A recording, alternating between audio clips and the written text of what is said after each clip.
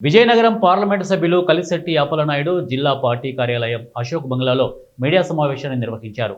MP మాట్లాడుతూ ఆంధ్రప్రదేశ్ రాష్ట్రంలో కూటమి ప్రభుత్వం అధికారంలోకి వచ్చిన తర్వాత ఎన్నికలలో ఇచ్చిన హామీలు ఒక్కొక్కటిగా నెరవేరుస్తూ అభివృద్ధి సంక్షేమ పథకాలను ప్రజలకి అందిస్తూ ఏడాది పాలన గడిచిన సందర్భంగా సుపరిపాలనలో తొలి అడుగు కార్యక్రమం ద్వారా కూటమి ప్రభుత్వం ప్రజల వద్దకు వెళ్లి చేసిన అభివృద్ధి సంక్షేమం ఇక వివరిస్తోందని తెలియజేశారు.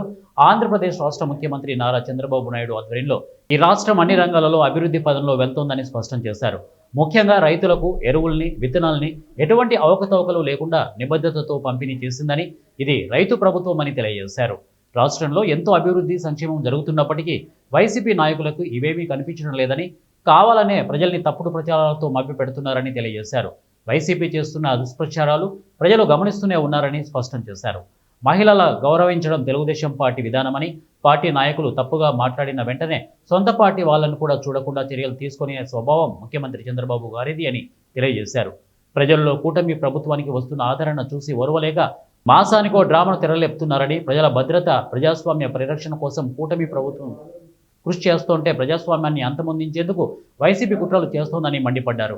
ఇప్పటికైనా వైసీపీ నాయకుల తీరును మార్చుకుని వాళ్ళు చేస్తున్న అబద్ధపు ప్రచారాలు ప్రజలు గమనిస్తున్నారని తెలుసుకోవాలని సూచించారు. ఈ సమావేశంలో టీడీపీ నాయకులు ఇక ప్రసాద్, బంగారు బాబు, గంటా పోలినాయుడు, పైడిరాజు, అలాగే టీఎన్ఎస్ఎఫ్ సంతోష్ బాసు తదితరులు పాల్గొన్నారు. ఒక బ్యాడ్ ఇండికేషన్ ఆంధ్రప్రదేశ్లో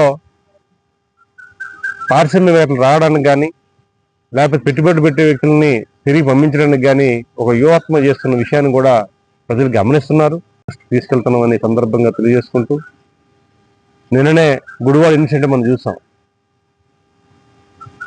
గుడివాడలో జరిగే కుట్రల్లో భాగంగా మన వీడియోస్ కూడా కొంతమంది ఆ పేరుని నాని ఓపెన్గా కొన్ని వీడియోస్ కూడా రిలీజ్ అయ్యాయి. లోకేష్ బాబు గారిని కూడా ఇన్వాల్వ్ చేయండి, ఆయన ద్వారా మన కళ్ళర జరిగినట్లుగా ప్రసారం చేయండి, లేకపోతే అక్కడ అధినాయకుడు రంగంలో దిగితే తప్ప ఈ కార్యక్రమాలు రాదు, లేకపోతే నైట్ టైం కార్యక్రమాలు చేయండి. రకరకాలుగా ఇన్సిడెంట్లు చూస్తుంటే మనకి గుర్తొస్తుంది ఒకటి.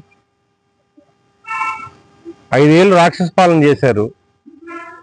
ఆ రాక్షస పాలనని, ఆ రాక్షసత్వాన్ని ఇంకా వీళ్ళు బయటకు వచ్చిన విడిచిపెట్టలేదు. ఆ మైండ్ని, ఆలోచన సరళి, ఒక మానవత్వం లేదు, ఒక మంచి ఆలోచన లేవు. ఈ రాష్ట్రం కోసం మనం ఏం చేయాలని ఒక ఆలోచన కూడా, కనీసం ఒక మంచి సలహాలు చూసి వెద్దామని ఆలోచన లేకుండా ఇలా మాట్లాడుతున్న తీరు చూస్తే బాధాకరంగా వస్తుంది. అందుకే గౌరవ ముఖ్యమంత్రి గారు ఈరోజు చేస్తున్న ప్రయత్నానికి ప్రజలందరూ మద్దతు ఇచ్చి గౌరవించారు. ఆ రకంగా